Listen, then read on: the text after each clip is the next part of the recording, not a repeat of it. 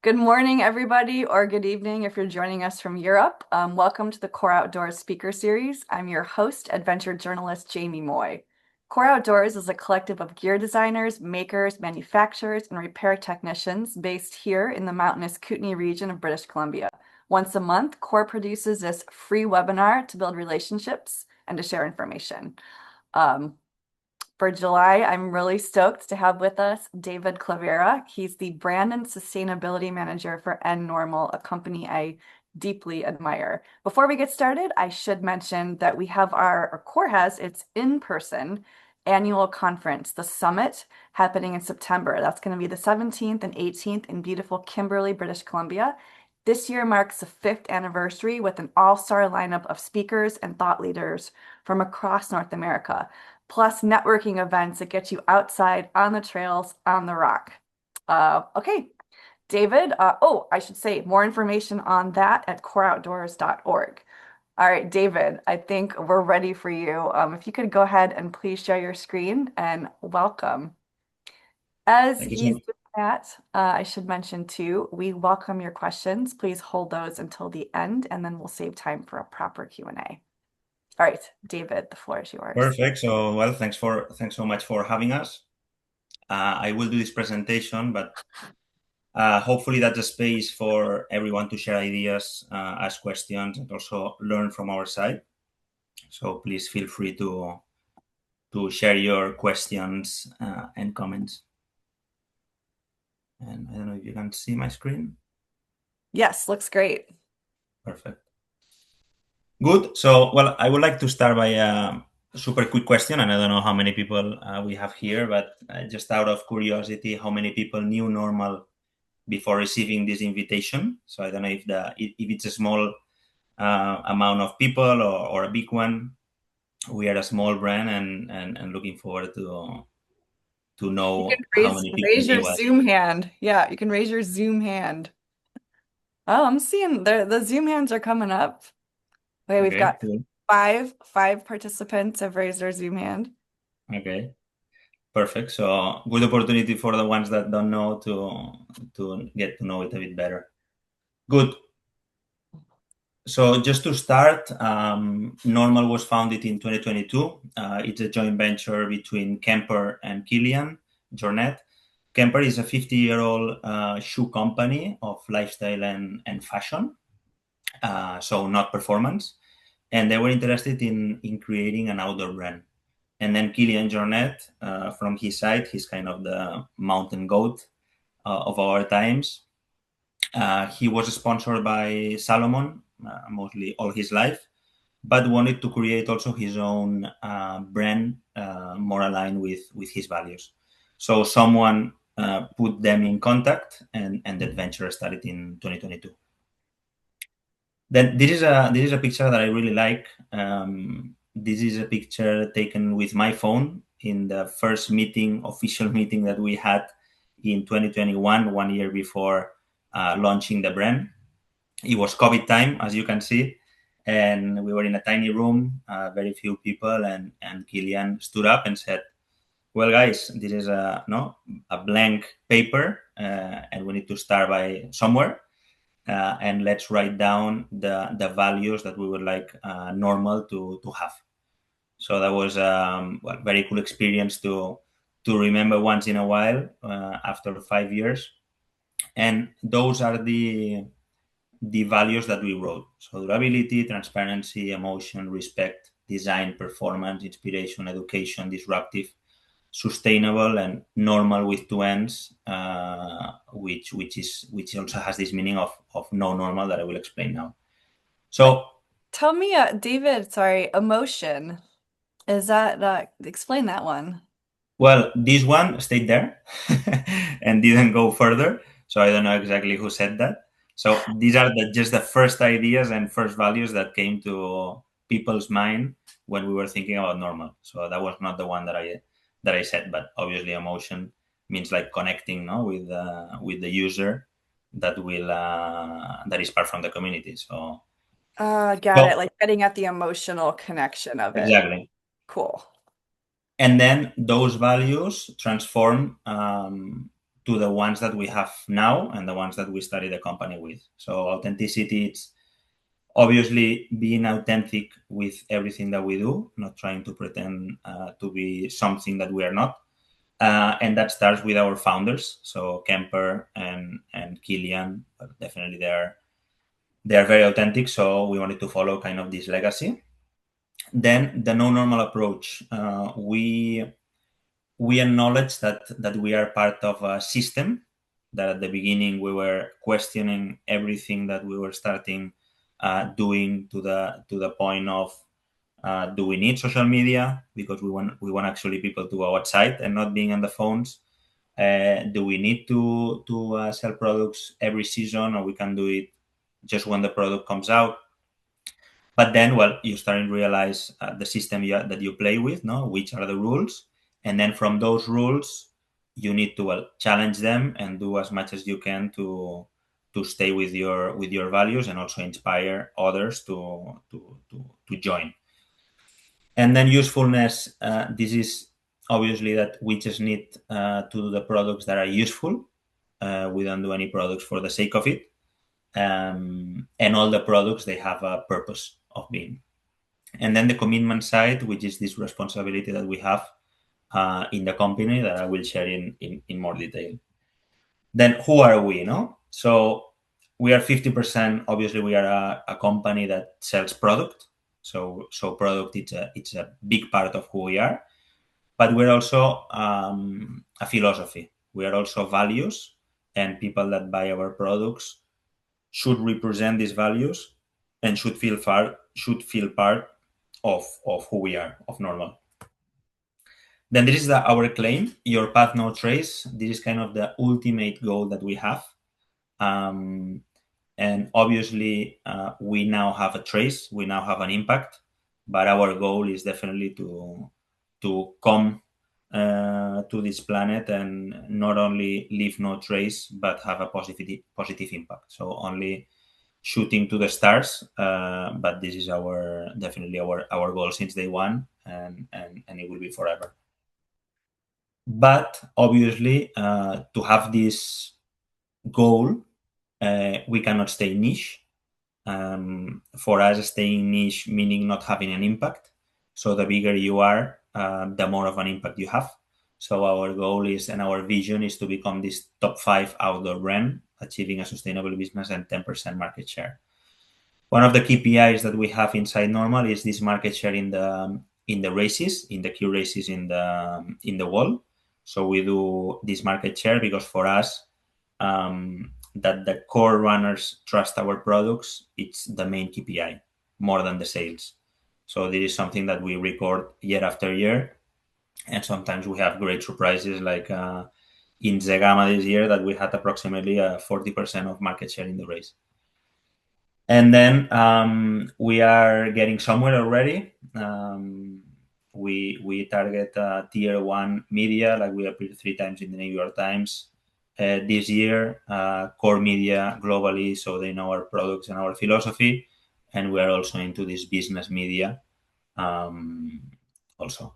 And then here it's more a fun fact: the sound is not working in this recording, but it is national TV in China that was announcing our first pop-up store in China. So also landing in Asia, both Japan, Korea, and China.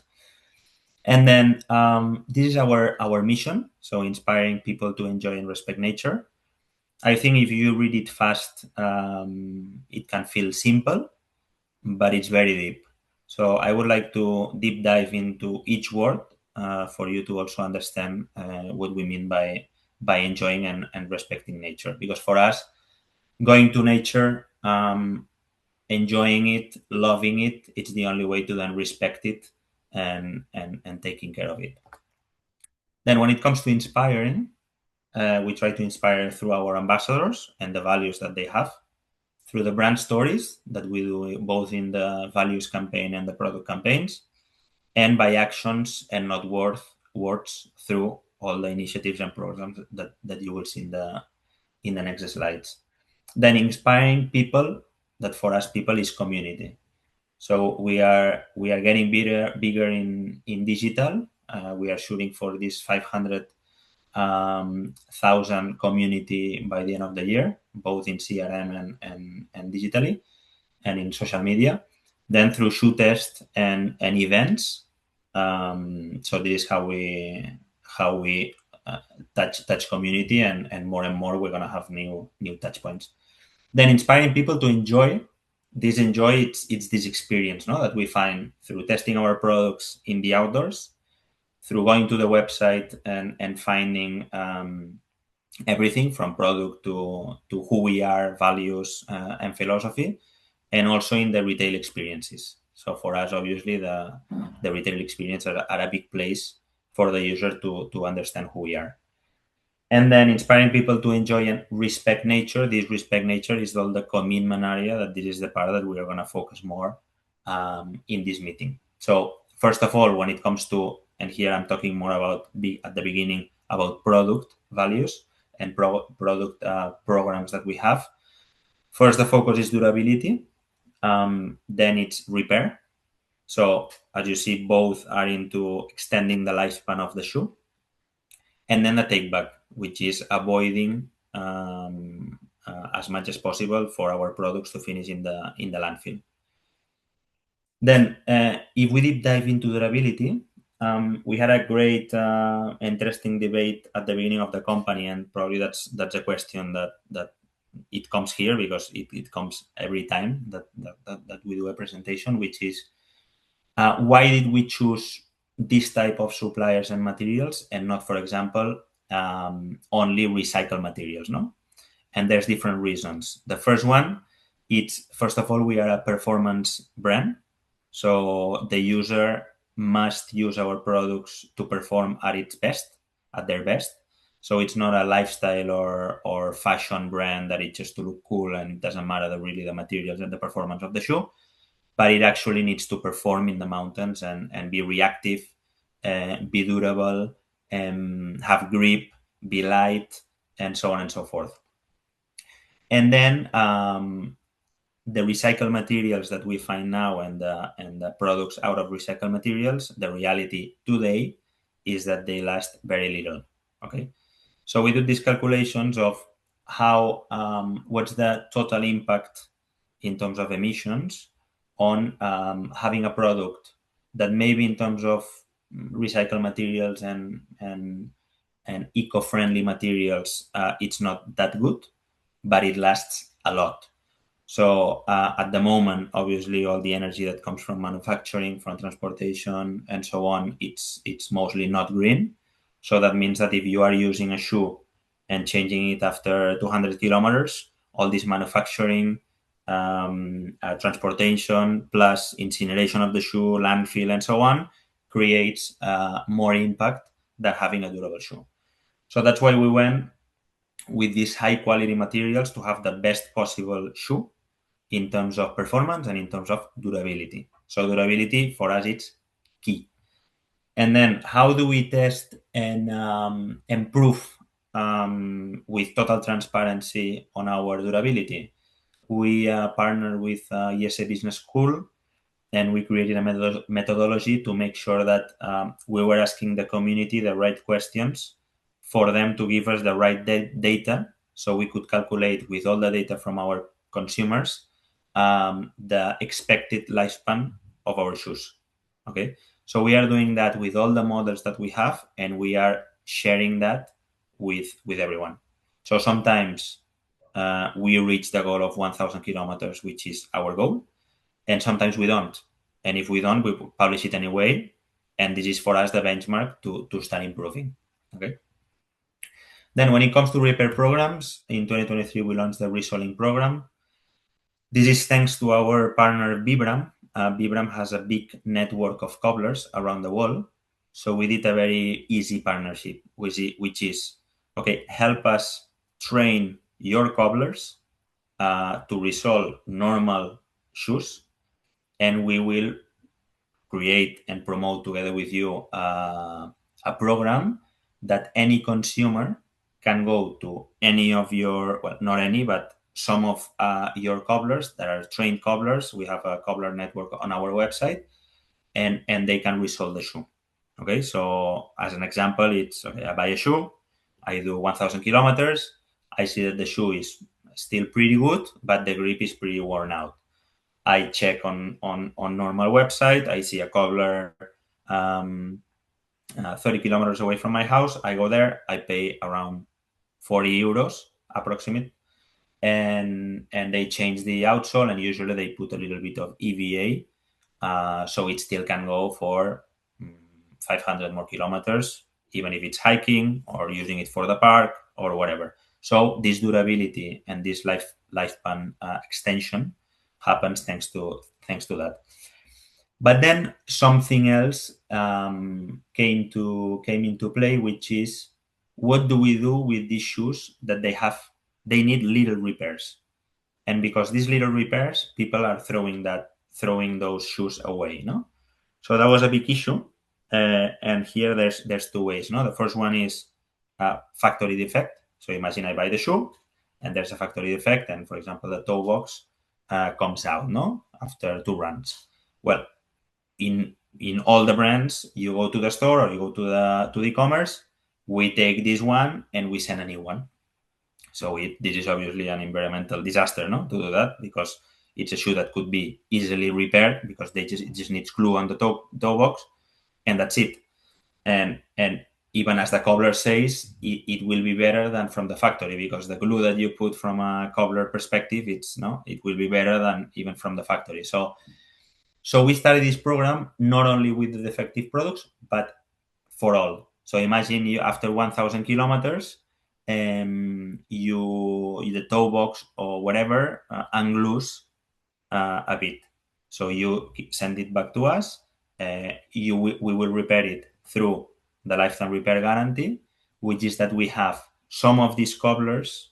We choose one or two per country, and we send the shoes to the cobbler. So we kind of make it local, and we have one, two per country, and either the user goes to the cobbler if it's nearby, and otherwise we send it. But obviously the transportation, it's not much if it's within the country. In the US, we have obviously more than one. Then in terms of reselling program, we have 80 cobblers a year to date, and for the lifetime repair, we have 10 countries up to date, year to date, but we want to expand to 20 countries. And obviously, the goal for these two programs is to grow globally and everywhere. Okay. So, well, you can ask questions after, because maybe this is complex and there's many details here, but hopefully you got the point. And then the take back program, finally.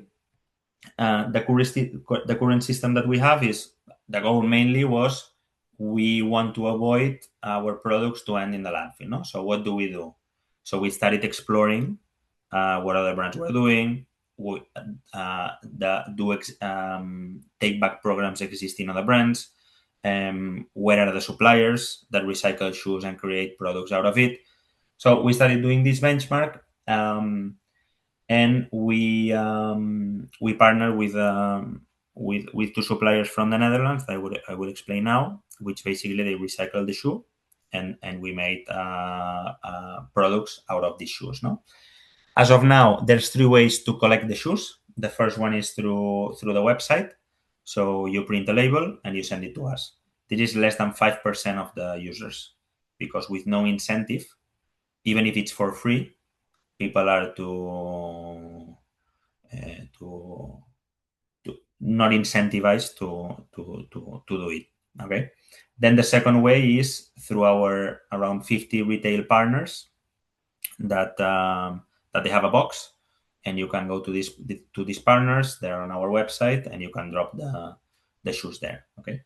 And then there's another way of we collaborate with some local races, where they announce that there will be a normal take back box, and local runners can bring their shoes. No.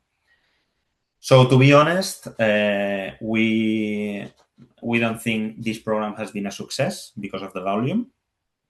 So we got around 1,000 shoes and 10,000 from Kemper. because we do this program together, no? So obviously, 1,000 shoes out of all the shoes that we sell, it's very little number. So obviously, our goal is to leave no trace. So this is far from the goal, no? So we are trying to find ways, and please help us with that if you have any ideas on how to increase. We know that the easy solution is to, or easy fix, it's to give an incentive. So you return the shoe and I give you 50% of discount. We want to avoid that for the moment and see if organically we can find ways to incentivize people to do it. Then now what we're gonna do, for example, is when we're gonna start collaborating with run clubs and organizations and associations for them to organize events themselves, and the people from their community, they can bring the shoes one given day of the event. So start working locally, and these organizations and run clubs can send us the shoes, and we offer some rewards to the organizers or similar. Then, as I was saying, as of now, we are doing it with Fast Fit Grinded in the Netherlands. So basically, they get the shoes, they recycle the full shoes. We receive different materials, recycled materials out of these shoes. So on one side we have metals, we have fluff, we have I don't know the word now in English, rubber, and different materials. And then they own those materials. So if we want to do something from those materials, we need to buy them. No? So what we are doing now is we are buying the fluff only. And from this fluff, we send it to another supplier in the Netherlands, and it creates this take-back box. So this take-back box is now created from our old shoes, but the bad news is that this is very expensive and it's not scalable. When we try to send it to the stores, it breaks, it's too big, too heavy. So this is not working. No? So now we are finding new solutions. So we are talking to potential new suppliers. We have now one in Valencia. We are doing some tests. They can also recycle the full shoe, but they create a recycled material only, not separated from these shoes, and themselves they create products out of them. No, so everything happens in one place. So you also reduce transportation and so on. And we are testing, for example, these new options, no, of massage balls or branded POPs that are more scalable, cheaper, and easy to handle.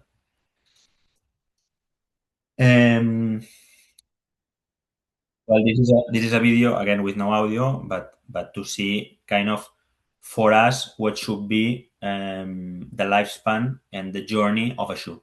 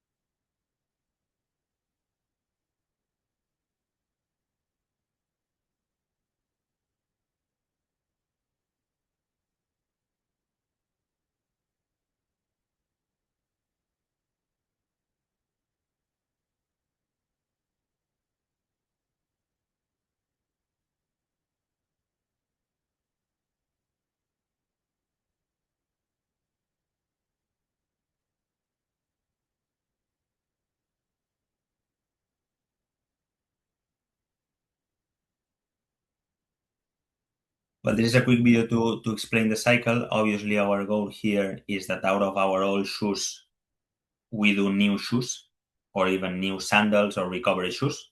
So we are on that also exploring in the near future to find this real circularity, no? Because for us, creating new products out of these old shoes is a good solution, but it's not actually a circular model. Then moving out from product and into business, we give since day one 1% of our sales to the planet. So I guess there's more companies here that are part of this program, and obviously this 1% of the sales go through the 1% for the planet, who make sure that this money goes to a non-profit that works with climate related topics or environmental related topics. So for us, we give it to the Kilian Jornet Foundation. And here mainly we do different actions, but the ones that we escalate the most are, first of all, the running mines. This is a very interesting concept that we do many. This is 2025 and 2026. We're going to almost duplicate it, which is it's a regular shoe test, but we bring an expert from the area, and during this shoe test, it explains issues from the area, solutions, so you actually learn from the area and you're conscious. So it's kind of this enjoy and respect nature from our mission, no? And then restore the trails, which we are also doing, and it's having an impact, a real impact in the area, and restoring the trails. Restoring the trails, it's a super interesting and cool project, because restoring the trails, you may ask, okay, what does that mean, no? Does it mean to put some wooden boardwalks like this picture, or it means something else? So the interesting part of this project is that in every area, every country, every trail, it's different. So, for example, in the Pyrenees, we are kind of erasing different trails because we need to make sure that we focus on one. So we avoid the impact in the ecosystem of different trails that go to the same place. In another area, it's just putting some walls of rocks to make sure that we also keep the path and we don't do any more erosion. We just went to Sweden, where there's wetlands, and every time you step on a wetland, the impact is really big. And they also have a race there that many thousands of people going through the same trail, the erosion is real, no? So they need to put these wooden boardwalks to make sure that people step on that and not in the ecosystem. So it's an interesting project that we are collaborating with the foundation, and it's really interesting. And then 2025 was the first year that we shared the first report, the first communal report, and we shared in a very transparent way things like the emissions, the carbon emissions of all of our products, our goals from 2026 and the results from 2025, and all these in detail programs that I shared previously. And just to start finishing, something that for us it worked really well in terms of communication is this consistency, no? So we see that there's many brands that they go in many different directions, and especially sustainability. It's a topic that there's many areas, so it's very easy to get lost in many things, no? So the consumer and the user don't really get what you are trying to achieve, and everything it's back. From our side, I think Patagonia is a great example of consistency. So sticking to 1-2 messages and not complicating themselves, but being super consistent, and that's how you actually make people understand what you're trying to achieve. So for us, that has been key. And as you can see, since we launched the brand, all the programs and initiatives that we launched have been around durability, repair, and recycle. Last year, we did a study together with Ultra Sign Up from the US and Mississippi State University, where we asked all the Ultra Sign Up community, which is a huge one, the values of different brands, no? And as you can see, NNormal, in terms of durability, was the highest ranked. So that also tells us that also the job that we've been doing in terms of communication and being consistent, has been key. So we are very, very proud of that. And just to finalize this with this slide, on the left, we see the Kilian's wall. On the middle, we see NNormal, and on the right, we see the Kilian Jornet Foundation, no? And now you may wonder, okay, and what do you mean? So Kilian it's a brand itself. So well, most of you probably know who he is and the voice that he has and the impact that he has in the community. So we are also putting resources in making him grow, not only here and in Canada, US, and Europe, but also in Asia and in many other parts in the world.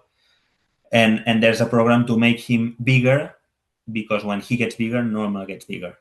And if Normal gets bigger, the foundation gets more money to have a real impact in the environment. No? So for us, it's really interesting to take into account this flywheel, because we always try to work on the best possible ways for these three entities that they seem very far, but they are very close by and very integrated with each other. And then, well, just to finalize with a quick video, there is a video that we created this year to thank all the team for the effort that they have been putting in for the last 4 years. It's been super intense for 5 years. 5 years since we started having the first discussions, and I think, well, we are still a small brand, but we are having more and more impact, and this is just a video to kind of remind us ourselves of what we are doing. So sorry that there's no sound, but probably you're gonna be able to read.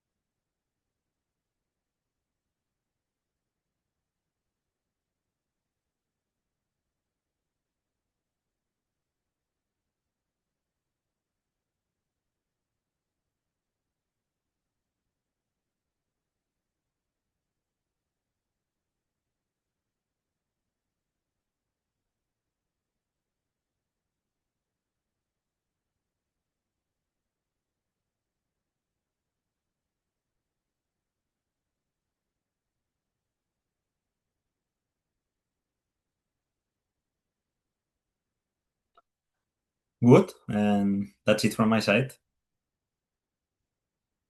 Should I stop sharing? Yeah, I think that would be great. And even without sound, that video was that was fantastic. Just I felt Good to emotion. I look don't back. know about anybody else. Yeah, good to look back once in a while, right?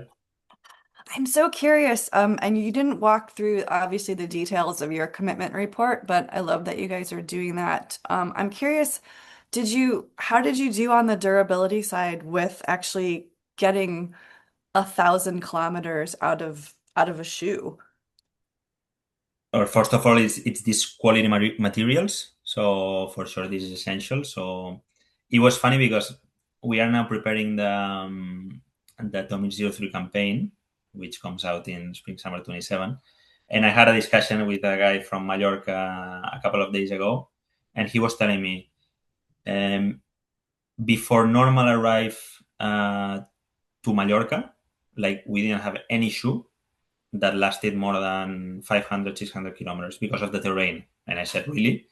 I mean, there's obviously many brands with Vibram, no? And he said, yeah, but the ones with Vibram, the upper was not great. So it was dying from the upper because of the rocks and so on. It strips, right?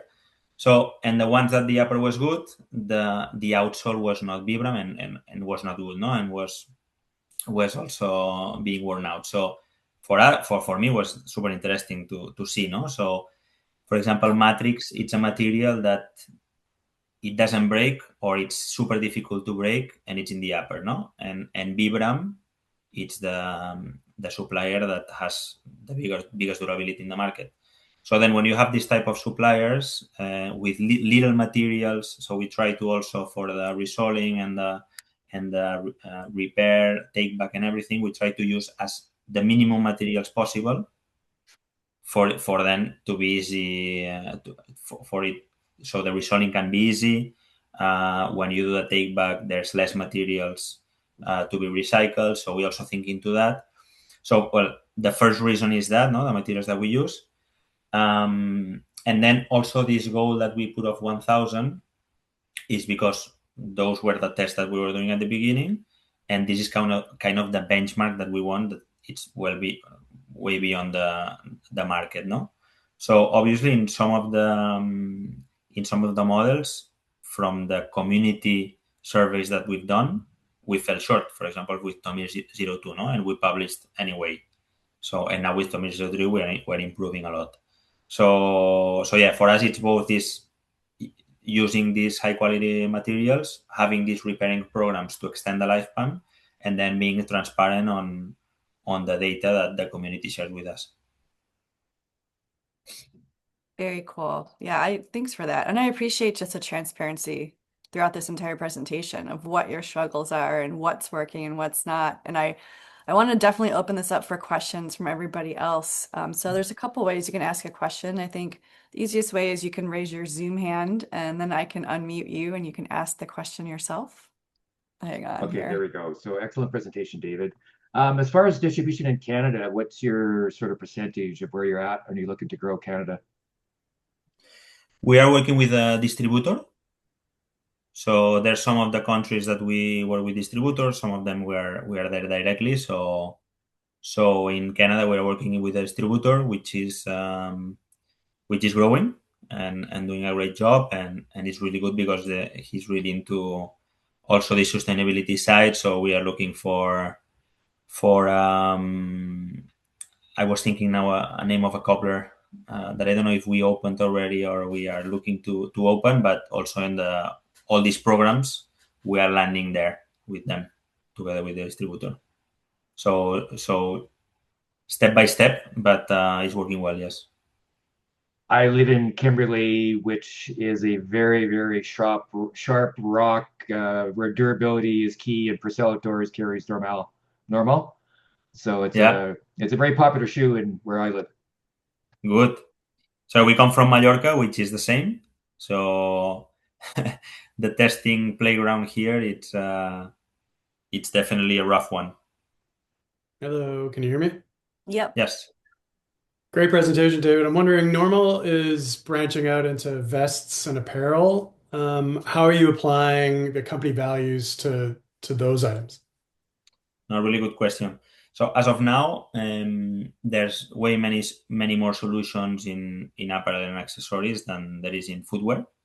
As of now, we are around 90% of our business is footwear. So definitely this is where we need to focus our resources on, and not only because of the volume, but also because the little infrastructure that there is when it comes to repair, recycle, and so on. So this is the first thing. The second thing is that as of now, we don't have any apparel that it's like third layers, like jackets or insulations or like pens, Gore-Tex pens or stuff like that, which is usually what you repair or where you put more focus on. Our apparel it's mainly racing, so it's something that you use until it's broken, and then obviously there's many more solutions for the apparel than there is for footwear. No? So for example, here in Spain, next to my house, there's the organic, the plastic, the paper, blah blah blah, and then there's the clothes bin. So there's also no in terms of governance, there's solutions already. So we haven't put any focus on that because solutions exist and people can take action directly. Then when we launch outdoor alpine clothes, obviously we're going to start putting some programs in place to make sure that these products can last for a lifetime. So I don't know if that makes sense for your. Yeah, that's exactly what I was looking for. Thanks. I'm curious about your take back program. It's such a cool idea, but it really involves changing consumer behavior. Yeah. And I know you mentioned like you guys weren't stoked on the uptake of it. You said, a Mhm. thousand shoes, you just were looking for a lot more. But I'm curious, do you have any data yet, or have you done any surveys on, kind of maybe what's driving that? For example, I know for myself, when I blow out a pair of running shoes, I actually keep them because I'm like, oh, well, I can use this to like walk the dog or like mow the lawn or Correct. something. So I'm just wondering if you have any idea what's driving that sort of like reluctance to recycle the running shoe. I think it's very clear which is the incentive, so how complicated it is. So it's not as easy as throwing the trash, no, to next door, and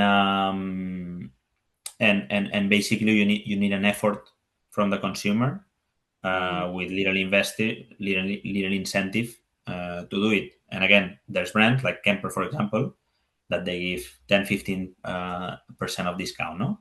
So I think that's an incentive that some people moves because of that, because they want to buy another camper. So they say, okay, I will go to the post office, I will send these shoes for free, and I get a 15 discount. No, so well, I'll do it. So I get these 30 euros or $30 or whatever. When you don't have that, the incentives to make all this effort to print the label, put it on the box, go to the post office and send it, you need to be um, very conscious to do it, and we are all super busy and we don't have time to do it, no. But again, a good point that you mentioned is when my shoes get old, I have them to walk the dog or do whatever, no. And I think those are the shoes that we need to make sure that through these events, your local communities, and so on, we partner with them or they do it on their own, and they create spaces and moments of the year when you can bring these shoes that are there. That if someone tells you, hey, bring your old shoes because we're going to recycle them, even if it's once a year, you accumulate them and then you bring them there. So it's a bit like even with clothing, no? Yeah, you do that sometimes, that you sell it in vintage, or but you do it once or twice a year, because to do it every week, it's tough.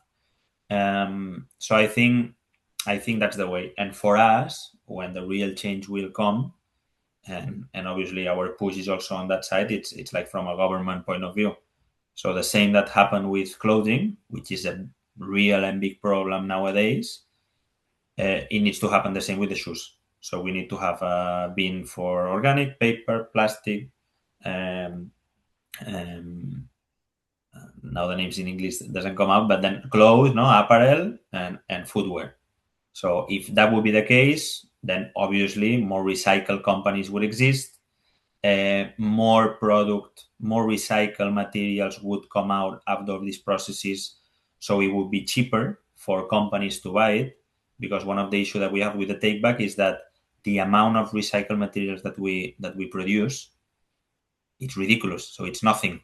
So then no companies from construction or anyone, because from construction they use recycled materials for floors or for isolation or stuff like this, but they need volumes, a lot of material.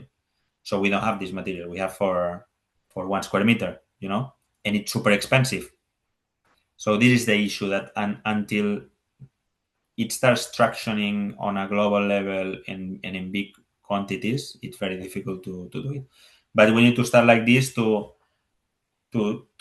start the ball rolling, and then hopefully inspiring others to do the same. And with pressure, things happen. So this is our goal here. Thanks for that. Any more questions? All right, I've got one from Kim. Hi guys.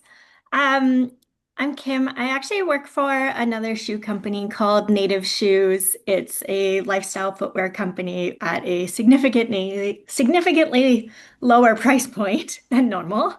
Um, I guess one thing that we struggle with on our product team is just balancing all of the great materials that we want to use with sustainability stories and also superior durability test results with ultimately the cost breakdown of what the shoe can be for our brand. And I guess I was just curious to hear from you at your much higher price point and with a performance story behind every shoe. Is that still something your teams struggle with, balancing the end cost of the shoe with what it takes to build it? Or do you kind of have the freedom to pack it with all the goodness that you want to? Well, the reality is that our price point is within market, and and we are using the best mesh material, so our margins are quite low in footwear. And there's, for example, I put you an example, no? So I was talking before with someone from the core outdoors, and he was saying, I have the Caddy and the Tomir, no, which are two of our shoes. Mhm. So the Caddy, it's the only one in the price point of 150 euros in Canada. I don't know exactly what it is, with Vibram outsole because it's expensive. So Yeah. usually at this price point, um, lower quality grips are used, no? So our price point, and I don't know if the question went that way. Yeah, maybe I'm I'm framing it wrong. Let me know. But our price point, even though that we don't have as of now um, entry shoes, which we'll have in the future, but as of now we don't have. You need to think that we only have three models. So we have the Jerak, Yeah. we have the Tomir, and now we launched the Caddy. So at the end, the three shoes are super performance and high end. So, but our price point is within the market. It's not like a fashion brand that it's putting it out there just for the story behind it. But we actually don't have like a great margin. So yeah, does that make sense, or was Yeah, the question? thanks. I think I was just looking for some reassurance that no matter the market, there is this struggle between the cost of sustainability Yeah, yeah, and what is a reasonable price for a consumer, no matter, what industry or what type for of sure, product you're selling to them. So thank you, for appreciate sure. that. No, and for us also, again, as I mentioned before, I think it's very different lifestyle and fashion than performance, because uh, performance is required, you know. Exactly. And now more and more companies are using the same materials. So there's many brands that the shoes are kind of the same. So it's getting very competitive. The innovations and materials are really good. So all the brands in terms of performance, they have high reactive midsoles, great compounds on the outsole, great uppers. So yeah, I mean everyone is doing great shoes, and yeah, the price point is kind of, everyone is kind of aligned there Mhm. with the type of materials used. Thank you. David, we can say a hearty thank you and let you get on with your evening there in Spain. Thank This you so much for having us, and well, looking forward to connect beyond this presentation, and for sure we can, well, learn from each other. So thanks for the initiative also. Absolutely. We have a lot of sustainability initiatives happening with CORE, and I think we have definitely some things to learn from you guys. For everyone else, for August, the Core Outdoors Speaker Series webinar goes on summer break. Then in September, we have the in-person Core Summit. So we'll be back again with the webinar in October. Look for registration details on Core social media channels, or even better, sign up for our email newsletter on coreoutdoors.org so you don't miss a thing. All right, it's a wrap. I'm signing us off. Until next time, thanks again. Bye-bye.